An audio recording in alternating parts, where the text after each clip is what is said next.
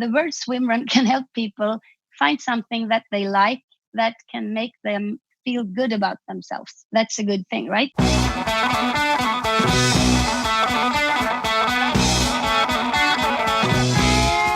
Welcome to the Low Tide Boyz, a Swimrun podcast. I'm Chip. And I'm Chris, and this is episode 22 of our show. With us today, we have Erika Rosenbaum, who essentially invented the term swimrun. Visionary. This was, I know I say this every week. We're stoked on this one? I'm super stoked on this one. And I just think it's a great interview, and I think people will really like it. Every interview holds, it's like a parent with many kids, right? Everyone holds a special place in our hearts, right? Yep. And you'll hear it near the end, but this one really struck such interview. a chord with me personally. I don't know. Anyway. Yeah, part of me was like, I think we're getting better at this interview business, but I actually think it was just Erika was fantastic. I don't think it was us. She carried the weight. It was all her. So for shout outs this week, we actually wanted to shout out Iain from the UK. He has been sending us a couple really solid emails. Great feedback. Give us a history lesson of what the swimrun scene in the UK is like, what he's up to this summer, what his family's doing. Just really appreciated that and just want to call that out and say thanks, Iain. We see you, and we're still trying to read through very lengthy emails, which we definitely appreciate. Thank you, sir. Yeah, and so this week, in lieu of a training update, we wanted to make a statement just around everything that's been going on in the United States and actually around the world with all the protests around what happened to Mr. Floyd in Minnesota. We don't have all the answers. On this show, we try to have a lot of fun, and we're essentially dedicating our time to talk about a hobby. But there's a lot of big things happening, and speaking for Chipper and myself, there needs to be justice, and it needs to be fair, and that's not something that's been available to a lot of people. And we stand with them, we fight for them, and we cry with them. So we'll get back to our regularly scheduled programming, but we just wanted to just say we're in solidarity with everyone that's hurting right now, and we just hope that there is something at the end of this that is more equitable and more just. So with that, I think in many ways Erika is the perfect guest to have on the show because her energy is so positive. She's such an ambassador for the sport, selfless, and I look forward to someday going to do her race. Hellas Swimrun. Yes.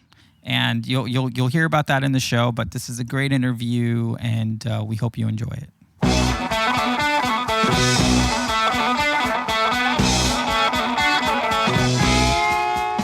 With us today, we have Erika Rosenbaum from Stockholm, Sweden. After starting a family, Erika started running in 2007 to get back into shape. She found running, and it turns out that she was really good at it, and then turned to triathlon and raced her first Ironman in 2010 after mastering the Olympic distance. She has since raced over five Ironmans. I don't know if I got that right, and over 8 Ironmans and over 10 swimrun events. She raced her first swimrun race in 2011, and she just loved that race. She came home after a podium finish and thinking how this activity needs to be available to everyone, not only to long-distance athletes. So she said that this has to be a sport, and it has to be called swimrun. First, she thought that swimrun as a name was really corny, but she just kept saying the word over and over, and about after 100 times, it became to sound more normal. She then sent invitations to an event in Hellas, which is a national park in Sweden called Swimrun Hellas, and made the course and started to bake for the participants. The first race was in June of 2012, and many of the competitors that showed up to that event are still racing, and it's an amazing community. She now races marathons and swimrun events with her daughter Maya and hopes to race the Ötillö World Championship with her one day. Erika, welcome to the show. Thank you very much. Yeah, well, we're really excited to have you. Totally. Not only have you coined the term swimrun, but you're an amazing athlete. So why don't you tell us a little bit about how you discovered swimrun and what were you doing at the time when you did your first event in 2011? Yes. 2011. Almost 10 years ago. I was in the middle of my crush in Ironman. And I heard about this race, Ötillö, about 75 kilometers. And I just realized that I really enjoy what I think is impossible when I hear it. And I mean, if you hear that you're going to swim and run 75 kilometers, it sounds impossible. So I was like, that's a race for me. And I did one, and I absolutely fell in love because it was also discovering the Stockholm archipelago that, I hadn't really experienced the archipelago so much, but I was like, oh, this is my way of exploring the nature here and have this, it's such a nice co-working with the nature. And I just love that activity that we did when we were swimming and running. And then I was also really happy that, all the triathlons, is so much gears and all these things that can go wrong with a bike and everything. So I was like, oh, this is so great. I can never get a flat tire with this race. So I was like, great, perfect. Ötillö, it's like for long distance athletes, and it's really an extreme race. So it's not really available to people. And I was like, this should be like running, that you can just go out.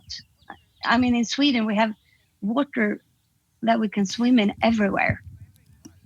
Just a few minutes wherever you are, you can just reach water. So yeah, we actually see that in all the photos of people on ladders Instagram going into the ocean. Just there's just a park, and then just jump into the water, swim across to the other side of the park. It's pretty amazing. So it's like, it's a perfect country for doing this activity. And it was only one race having this activity, and I was like, this has to be available to people for more people to discover. So it has to be a sport, and it's going to be called the Swimrun. But I was like, run, swim, run. And I was like playing with the words, and I ended up with Swimrun because I thought everything sounded corny. So I was like, but if I say it 100 times to myself, it will probably, I just decide it's with words. Eventually they get normal. So I was like, okay, let's take this. And it turned out to be a good word that people wanted to use. It's a very good word. We love that word. But yeah. before we get to that, so who did you have as your partner for your first Ötillö? My first Ötillö was Jenny Widarsson. I had to talk her into it. She was like, oh no, I don't know. But I pursued her to do it, and she was really happy. She said yes, because I think she's done it after as well. But cool. then nice. She hurt her foot the year after, and I had my spot for the following year, 2012. So that's when I decided to go with my teammate Thomas Ogander. 2012, and he had done it before with his other teammate, but it was like, yeah, let's go mix class and do this. Nice. And we were friends since before, and it was just an amazing time. So we did 4 races together at the Ötillö World Championship, and then we ended up at the podium 2 times. I've been third 3 times. Yeah. In mixed? In first year, we got in 3rd place, me and Jenny. And then, awesome. yeah. And then me and Thomas, we got the director's choice spot at 2012. No, 2013, nice. I think, because first year we weren't at the podium. And then we came to the podium 13 and 14. Well, if you're getting on the podium, I don't know if you really needed the director's choice. It sounds like you could have made it there on your own accord, I guess. Yeah, probably, but I didn't have this. It was when they started with the qualification. Right. And this lottery, what do you call it, lottery? Yeah? Mm-hmm. Yeah, lottery. And that was when I had coined the word swimrun. So I think Micke and Mats thought that it's a good choice to give the director's choice to me and Thomas for. So let's talk about that, because this is something that I find really fascinating, right? Like, Agreed. It's almost the opposite of what Ironman did, where trademark the name, don't let anyone use it. This is like a revenue source for them. When you came up with the name, and I'm assuming you had a conversation with Michael and Mats about it, can you tell us kind of what that conversation was about? Because in the end, you ended up just open sourcing the name of the sport. Yeah. And everybody, you can have your own brand names like Ötillö or whatever. Yeah. But can you just tell me, can you just explain what was happening? Yeah. The process was that I was sitting all alone when I just, it's going to be called Swimrun. And I print up my own posters. Swimrun, welcome. And I did all these events. And I was thinking about how if I was going to trademark it or not. But then I was thinking, if I'm trademarking it, no one maybe wants to use it. Or at first at all, I wasn't thinking about that anyone else would want to use it. I was like, this is the perfect name. I'm going to have, it's Swimrun. It's perfect. And then it was some guys, they were like, no, it's called aquathlon or amphibia running or something. And I was like, well, feel free to use your own words for this, but right. I think swimrun is the perfect word. And I'm going to keep on using swimrun. And then Micke contacted me and asked, can we use your word swimrun? And I was like, of course. I'm just, that's just so nice that you like the word as well as I do. And some other races contacted me and asked, can we use swimrun? Yeah, of course. Feel free to use it, because I think it opens up it's more available to people to start doing something if you can call it something. I mean, it's absolutely. It makes it more easy if you have a word for it. And if I was going to trademark it, first of all, it was going to be such hard work just to guard a word. And if people like to use it, it's just better that people have something that we can call the sport, because it opens up all these opportunities and makes it more simple to do the sport if you have a word for it. And otherwise, it was going to be, I think, it was going to be hard, to explain. Okay, we're going to go out and do this activity and then you have to use many words. Yeah. To explain what you're going to do. Instead, and it's already hard to explain, right? People already think you're crazy. It's like, what, you're going to do what now? You could be back in 7 hours? Okay. Yeah. I'm going to do swim running, and it's perfect. But then I couldn't imagine that it was going to be so... I think 3 years ago, Micke said 452 races around the world uses the word swimrun. And they do it thanks to Erika Rosenbaum. She came up with the word for our beloved sport is something. And I was like, that's 3 years ago. So much has happened since then. I wonder how many, are races and groups and that uses swimrun. It's like, it's everywhere. It's a phenomenon. Yeah. And I think in Catalina, Mats or Michael said 1,500 something races a year now. 1,500. on the globe, including the Yeah. United States. Obviously, there's probably 40 or so races in the United States, swimrun races. That's So, great. yeah, and what a great story and history lesson. I'm just kind of sitting here like you feel like you're in school where the history teacher's telling you about the origin of something that you care Yeah. about so much. But you really, I guess we really appreciate your openness, and it just seems so true to the whole sport of swimrun and the community that you just kind of let it exist, and you didn't try to make $1 off of it or whatever. It's just so. It's like, of course it happened that way because that's how everything that we've experienced in the community has been like that. Exactly. And I think so it doesn't too. surprise us that you just let it be used, for And free, sort of. Then it has to be what you truly feel. And I was like, I'm not, of course, I mean, it's nice to earn money, but I'm not interested in earning money that way. It's better to, I work a lot with running, and I'm a running coach and everything. And I'm just, the best thing about being a running coach is to see that glittering in the eyes of someone thinking that they did something good and they feel proud about themselves.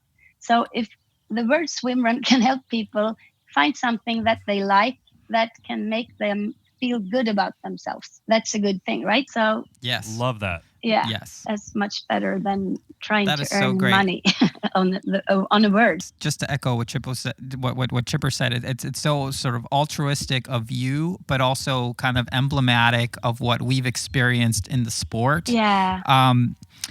Now, you've been in the sport for a long time. Like, how do you see it? Are you happy with sort of the evolution of Ötillö having more races? You have your own race. Do you like the way the sport has been growing? Yeah, it's so much fun to see all this racing just popping up everywhere around the world.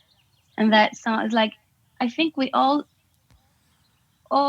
the time need to find out more ways to work out just to keep our minds happy and healthy and be in nature. And this is a great way because it's not that difficult to people to try it. So it's just lovely. And I think, Ötillö growing so much, it's just so fun to see. And but I want to do all the races, but it's gonna take me a few years to have time to go everywhere. But they do it so great. I mean, Mats and Micke, they are just the best organizers. Just always, they see each and every person racing and being close to the race, and they look at all the people racing as customers, and they have to deliver good service and good experiences, and they do it so great. And that's just so nice. It's a respectful organization. I definitely get that sense, right? I mean, we experienced it firsthand with our first Ötillö race in Catalina earlier this year, where the attention to detail was amazing.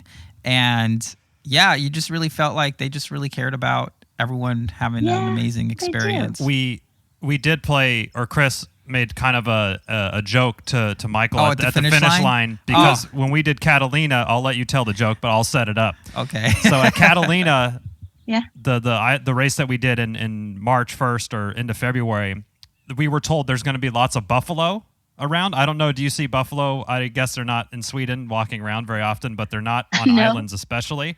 So we were really looking forward to seeing some, and we were making a lot of memes and jokes about it. Yeah. But then almost the second when we crossed the finish line, we got our big Michael hug, and then Chris said. So I told Michael, and I really had no business telling him this joke because, I mean, I just met him a couple of days before. He was very nice, very, he's like, oh, the Low Tide Boyz, I've heard of you. Yeah. I'm like, okay, I'm sorry. I'm sorry for making fun of Ötillö. And so I was like, I have one complaint. And he looked at me very serious, like he was very concerned. We just crossed the finish line. Just crossed the finish line. And I was like, I didn't see any bison.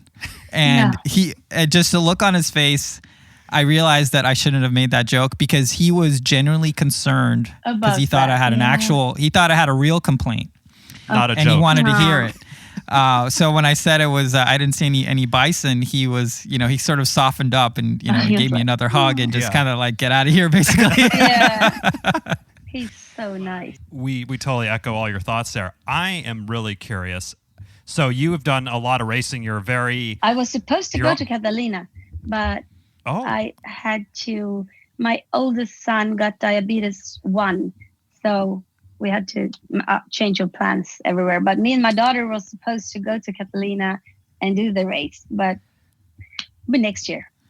Yeah, next year. Yeah. Well, sorry to hear about your son, but no, he's fine. Yeah, let's get into sort of your evolution as a swim runner. You went from doing a female-only team with your friend Jenny and then Thomas, where you're successful both in the mixed category and female, which is obviously pretty awesome. So I'd like to hear about how do you kind of transitioned, or was it your daughter that kind of came and said, "Hey, Mom, I want to start doing this with you," or how did that whole situation come about racing with your daughter? With my daughter, I think all the time since my children were small, we've been working out together, running, intervals, being outside. And Maya, I think she started go swimming with me when she was like 11, 12, maybe. And I was like, and she also started with triathlon. Yeah, I forgot that. She was like 12, 13 or something. And then she came along with me to my swimming group, several days a week. And I was like, don't you want to find like people in your own age to work out with? And, I was like, no, this is fine. So she came along with me and my friends, and she was running along with me and my friends, and she was swimming along with us. And it was like, she's like my best friend. So for me and for everybody thought it was kind of normal. And she's like a teenager at this time, sounds like 12 or 13, or is she a little bit older at this time when she's working out with you? Oh, she started she's done it all the time. I can't remember. She maybe 11, 12. And then I think she was 14 when we did our first final 15. And, the sprint, Ötillö sprint. And then we came up third in the podium. So it's like, wow. That seems to be a magic number for you, Erika. Yeah, I know. Third, it's a magic number. And it was like, and she really got, this is so much fun. We have to do this more.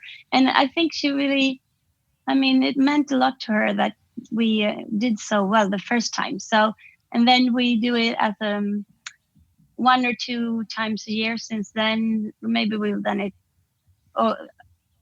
another sprint as well, the Ötillö sprint and the final 15. And we brought our tent.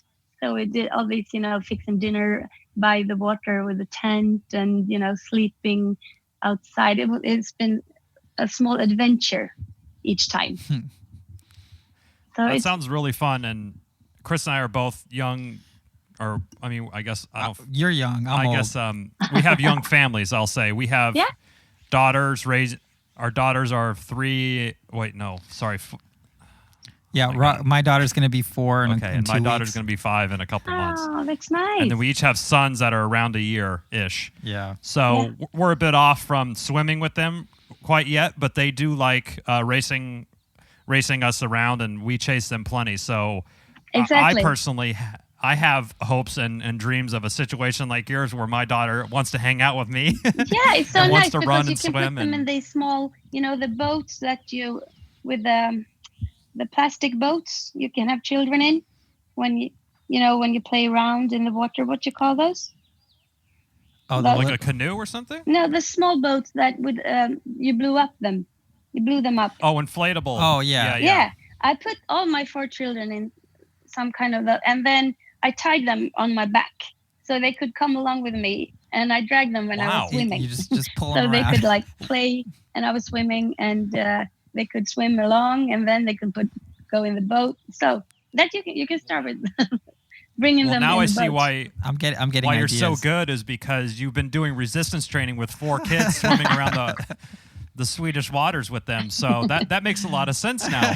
When you do a swim race, you're not tugging anyone along. So no wonder you're so fast. Exactly. That's really funny. So Erika, let's talk about Hellas. Hellas, I want to know everything. I want to know everything about this event. Oh, it's so nice. It's really friendly and nice. And I was like, when I came up with the word swimrun, I was like, okay, this is swimrun, and swimrun is the race in Hellas. So I got some friends along, and we made up this course about 4 kilometers with you do 2 laps, so it's totally of 8 kilometers, and each this was lap. Essentially, this was essentially the first short course swimrun event. Yeah, exactly. So Ötillö didn't offer a sprint or an experience distance at this time? No, that's a few years later.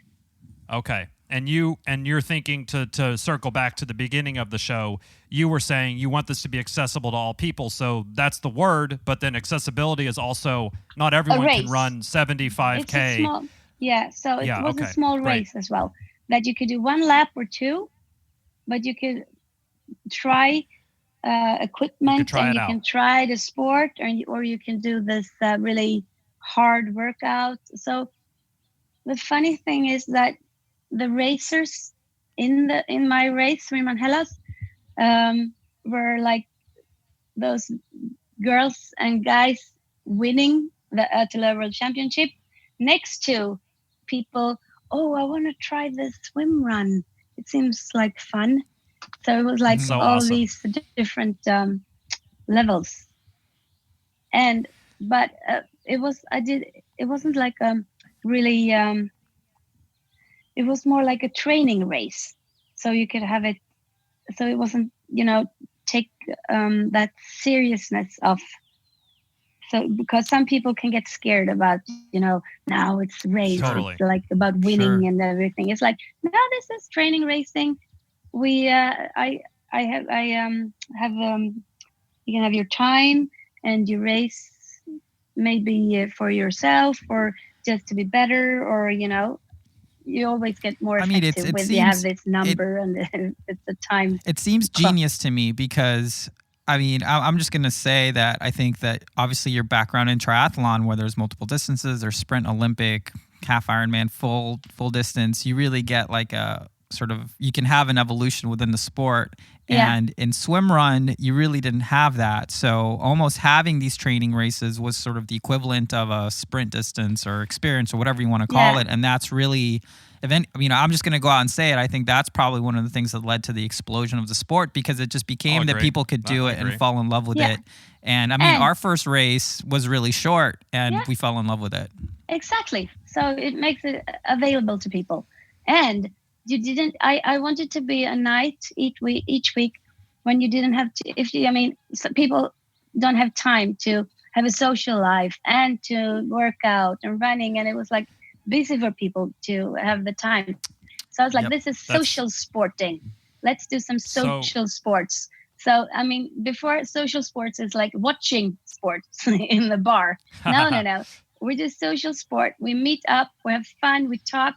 And I have this bakery and coffee after, and we, and the prize ceremony, and it's like, and if you're a beginner, you can ask the professionals about the equipment, or if you get you can get the tips, or you can all that thing around the race was important. You are. Erika, you are you're the spirit of swimrun. I'm going to say that right now. You are the spirit of swimrun. I am curious, what kind of baked goods were you making? I haven't had breakfast yet, so I'm a little bit hungry. Chipper is an amateur baker. It's like I put everything in a lot of butter and sugar and chocolate and I'm booking my flight now. We're looking up flights now. Almonds. Or this caramel, and it's like, wow, They are great. What's And the I do is a it a lot. scone or what is it, like a muffin or something? No, Or a I cookie? do a big one and then I cut it into pieces. And I always bring as much so Interesting. everyone can eat as much as they want. Yeah. I don't know if we have. Anyway, we don't need this isn't a baking show, but I'm intrigued. Yeah. I don't even know. I'm honestly almost speechless about just your. That's rare that Chipper can be as you speechless. can tell. At your just general, you're just such a awesome human being, and the way that you put the sport out there like that is just so great, and it reminds Chris and I so much of our first swim run experience. Was this really small race in San Diego, and there was people there that just showed up with just their like swimming trunks, not like what you would wear in the pool, but kind of what you would wear on a boat. And then also there's people that had done the Ötillö World Championship right next to us that obviously, shot out of a cannon way ahead of us. And we were kind of somewhere in the middle. Like this seems cool, but we have some gear, but just the accessibility and lowering the barrier to entry and really stripping off the intimidation factor is just so, awesome. Yeah.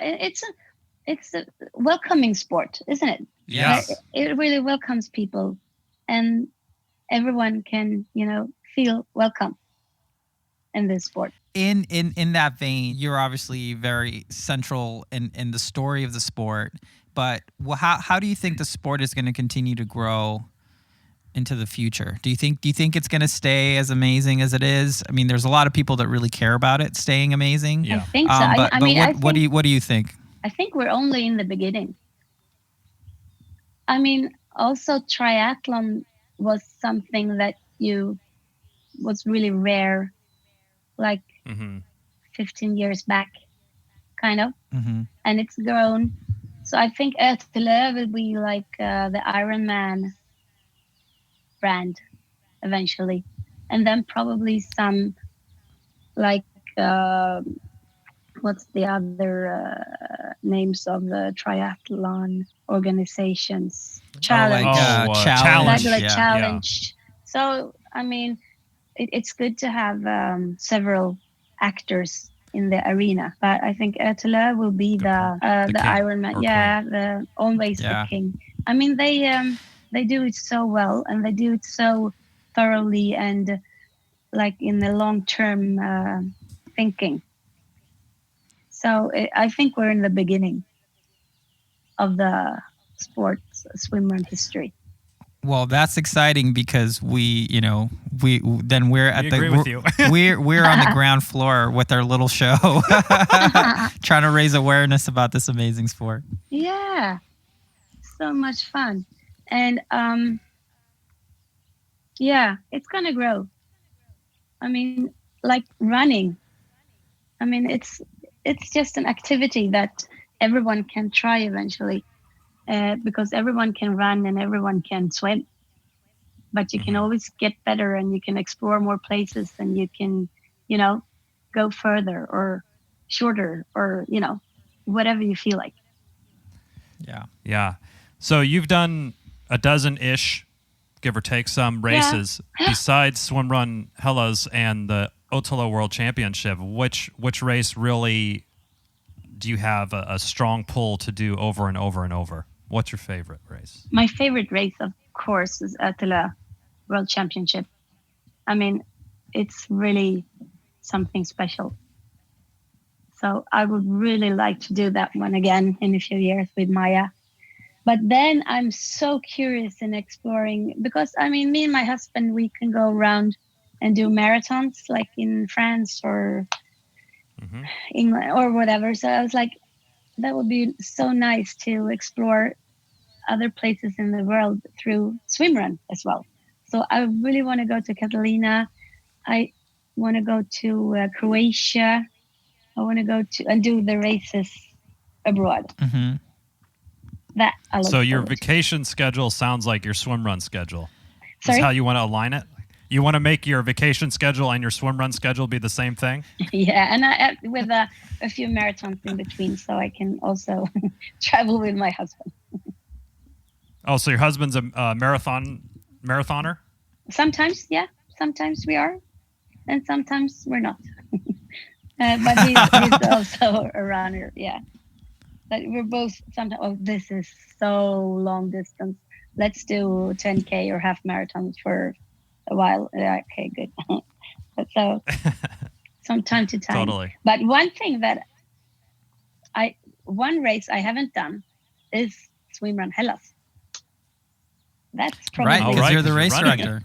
a race I should do sometime. Is it easier in Sweden to get, or do you need, I mean, over here in the States, there's a huge permitting process about, you have to make sure that you get the right permits from the government and everything to set these races up. Is it a little easier to get that done in Sweden, or are you, let's say, maybe doing it kind of more under the radar, low key, maybe with that you don't have to worry about getting all the permits and stuff if it's just a small group, like a training thing? It's probably not as hard as in the US, but it depends on the size of the event. So my Swimrun Hellas, since it's a training race and there's not hundreds of racers. It's, mostly we've been like 99, I think. And then like last week when we started up, we're like 26 the next week. And so it's like, it's a training race. But now I think, I don't know if you saw that. I think you commented on that. It's a permanent course now in Hellasgården. My race, my course has been, do you call it awesome. Permanent? Yeah, well, it's like a trail. Like it's like a an trail, official, and it's official a marked course. trail with a map. Yeah. So now it's the first swimrun course trail that has a permanent marks. So that's really fun. That so Stockholm cool. And all the instances that are involved would like to, that they thought it was a good idea. That's really so.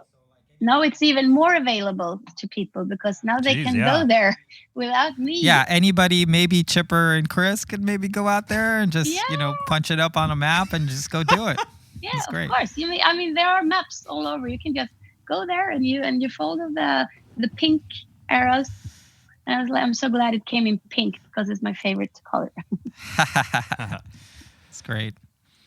Yeah, that is great. So it's available. You can go there now anytime and do that Swimrun Hellas. And, if you want to try the course before and then come to my races on Thursday in June and August. And, or if you don't have time at that time. If someone wanted to register for Swimrun Hellas, and so it sounds like it's a weekly kind of training race in July and August. Okay. In June and August. June and August, gotcha. Mm-hmm. Where would they go to sign up for that? They could either go to race.se and search for Swimrun, where you can fill in registration, or you can go to just the word Swimrun in Facebook. Since it was nothing else called Swimrun at that time, I have the Facebook page called Only Swimrun. And wow, that's awesome. And I have also of course, my homepage, swimrun.se. Okay, that's good to know. Great. And then you're on Instagram as well. I've seen. Yeah, Swimrun Hellas. Yeah. Original. Yeah, race. we'll link all that in the show notes. Erika, thank you so much for taking some time to chat with us. This has been one of my favorite interviews. I know I say that a lot, nice. but this it always seems to happen where it's just great to get to know you a little bit, and we look forward to meeting you in person, maybe at Catalina 2021. I really look forward to meeting you. Well, we'll I feel like we need to give you a big hug. Yeah, because big of hug all that you've done for the sport. if hugs are okay next year, the Low Tide Boyz will give you a hug if you're okay with that. Yes, I'm okay with that. A big swimrun hug. Paddles and everything. Yeah, thank you so much for having me. Yeah, we really appreciate, and from both of us, we just want to say thanks again for all your contributions that you've made to the support to the sport. Thank you. And lowering the barrier to entry and making it super accessible and friendly and not intimidating. It's just so awesome for the growth of the sport. and you're doing really amazing work, and thank you. Well, I mean, there are so many people next to me doing everything amazing about swimrun. So I'm just a small part. But thank you. Yes. Well, on that note, thanks again, Erika. Thank you. Thank you for listening to the Low Tide Boyz, a Swimrun podcast. Make sure to subscribe wherever you listen to your podcast and leave a review on iTunes if you're so inclined. You can also sign up for our newsletter at lowtideboyz.com. That's boys with a Z. And check out our meme page at The Low Tide Boyz on Instagram. If you have any questions or suggestions for the show, drop us an email at lowtideboyz@gmail.com. We'd like to thank Writing Easy Records for our show music, and of course our wives for their support and tolerance of our swimrun activities, hobbies, and other bullshit we do. Finally, you can support our efforts on Patreon. Until next time, get out there and go for a swim. And then a run, And then another swim. then another run, And then another swim. and then run to the finish line. And just keep going until you're done. Yes, or Until run you to cross the finish line. or run to the car Or run to your car. somewhere. Just keep running. Only happiness. I'm about to